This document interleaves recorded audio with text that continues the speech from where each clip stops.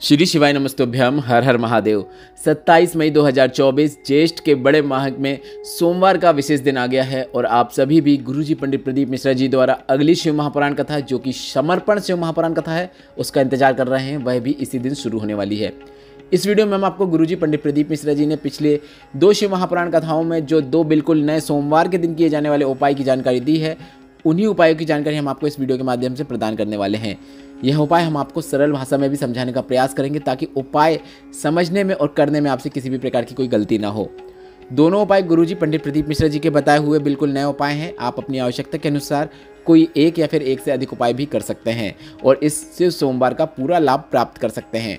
बढ़ते हैं पहले विशेष उपाय की ओर। अब यह विशेष उपाय की जानकारी गुरुजी ने महाराष्ट्र राज्य के अमरावती के परतवाड़ा में हुई शिव भक्ति शिव महापुराण कथा में दिया था। इसमें गुरुजी ने एक बिल्कुल नया सोमवार के दिन किया जाने वाले उपाय की जानकारी दी थी। गुरुजी ने कहा था, अगर आपको त्वचा संबंधित किसी भी प्रकार की समस्या हो रही है, सफ़ेद दाग हो, काले दाग हो या फिर पिंपल्स हो रहे हो या फिर किसी भी प्रकार की त्वचा संबंधित आपको परेशानी है, तो आपको डॉक्टर को तो दिखाना ही है, पर शिव पर विश्वास रखते हुए एक सरल उपाय भी करना है। गुरुजी ने कहा, यह उपाय आप 11 या 21 सोमवार कर सकते हैं। आपको जो भी त्वचा संबंधित समस्या है उसमें आपको लाभ जरूर देखने को मिलेगा। आप संकल्प ले सकते हैं कि यह प्रयोग मैं 11 सोमवार या फिर 21 सोमवार करूंगा या करूंगी। अब काफ़ी सरल है, आप वीडियो के माध्यम से देखकर समझ सकते हैं कि आपको क्या करना है। आपको 5 बेलपत्र का एक कमल पुष्प तैयार करना है। बेलपत्र का कमल पुष्प बनाने के लिए आपको कोई भी धागे का उपयोग नहीं करना है, ना ही कोई गांठे लगाना है।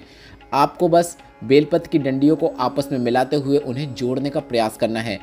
आजू बाजू बिखर भी रही हैं तो कोई दिक्कत की बात नहीं है। बस आपको अपने हथेली में सभी बेलपत्र को मिला के, उनकी डंडियों को मिला के एक कमल पुष्प की जैसी आकृति बना लेना है। इस कमल पुष्प को आपको भोलेनाथ के मंदिर में शिवलिंग पे अर्पित करना है, पर शिवलिंग पे अर्पित करने से पहले इस कमल पुष्प को आपको माता अशोक सुंदरी के स्थान पर स्पर्श कराना है। मतलब आपको वहाँ पे अर्पित नहीं करना है, अपने हाथ में ही पकड़े रहिएगा और उसके बाद आपको अपने हाथ का स्पर्श, कमल पुष्प का स्पर्श माता अशोक सुंदरी के स्थान पर कराना है। इसके बाद आपको इस कमल पुष्प को शिवलिंग के ऊपर अर्पित कर देना है। इसके बाद आपने जो 1 लोटा जल लाया है, उस 1 लोटा जल को आपको शिवलिंग के ऊपर अर्पित करना है। पर शिवलिंग के ऊपर 1 लोटा जल अर्पित करने से पहले आपको किसी पात्र को नीचे रख देना है, जलधारी के पास रख देना है ताकि जल आप प्राप्त कर सकें। कटोरा या कोई भी पात्र रख सकते हैं। इसके बाद आप जल अर्पित कीजिए। जल अर्पित करते समय आप श्री शिवाय नमस्तुभ्यम या फिर नमः शिवाय या फिर ओम नमः शिवाय मंत्र का भी उच्चारण कर सकते हैं। इसके बाद जल अर्पित कर देंगे तो उस पात्र में जल इकट्ठा हो जाएगा, तो वह जल आपको प्राप्त करके ले आना है और वह बेलपत्र को भी आपको प्राप्त करके ले आना है।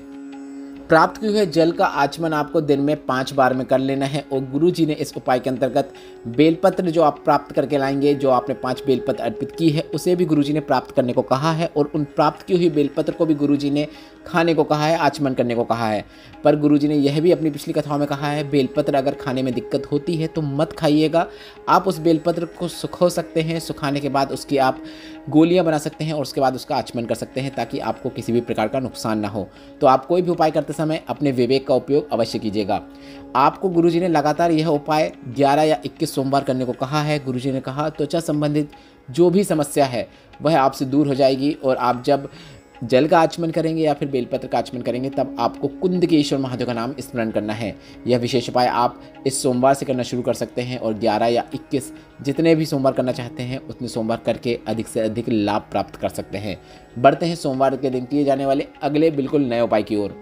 अभी हाल ही में हरियाणा राज्य के रेवाड़ी में गुरुजी पंडित प्रदीप मिश्रा जी ने आरती शिव महापुराण कथा की थी, जिसमें गुरुजी ने एक बिल्कुल नया संतान प्राप्ति उपाय की जानकारी दी थी। गुरुजी ने कहा, जिन्हें संतान का सुख नहीं है उन्हें तो सबसे पहले सफ़ेद आंकड़े की जड़ का प्रयोग करना चाहिए, क्योंकि संतान प्राप्ति के लिए सफ़ेद आंकड़े की जड़ का प्रयोग तुम्रका जी का नाम लेते हुए किया जाता है। वह संतान प्राप्ति का सबसे विशेष उपाय है।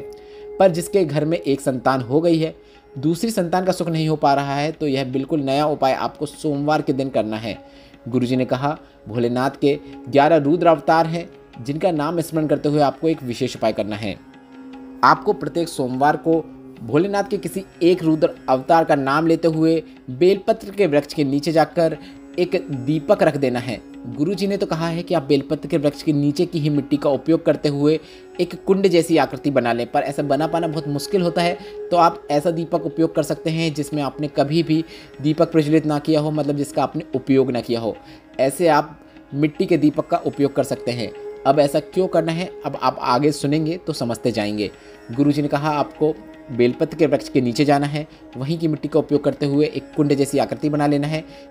इसके बाद आपको उसमें थोड़ा सा जल डालना है। अब वही बात आ जाती है, अगर आप मिट्टी की कोई आकृति बनाएंगे, जल डालेंगे तो वह जल से वह आकृति टूट सकती है। इसलिए हम आपको कोरा दीपक का उपयोग करने को कह रहे हैं, जिसमें आपने कभी भी कोई दीपक न प्रज्वलित किया हो। आप दीपक में थोड़ा सा जल डाल सकते हैं। इसके बाद गुरुजी ने इस उपाय के अंतर्गत आपको एक दीपक प्रज्वलित करने को भी कहा है। तो पूरा उपाय करने से पहले, मतलब कलश में जो आप बनाएंगे या फिर मिट्टी का दीपक है जिसमें जल डालेंगे, उसके पहले आपको एक दीपक प्रज्वलित करना है। उसके बाद आपको मिट्टी का दीपक रखना है, उसमें आपको थोड़ा सा जल डाल देना है।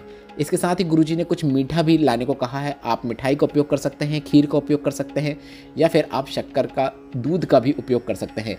तो आपको उसी पात्र में जिसमें आपने जल डाला है उसमें आपको थोड़ा सा मीठा भी डाल देना है। इसके बाद उसमें से थोड़ा सा आपको प्राप्त कर लेना है।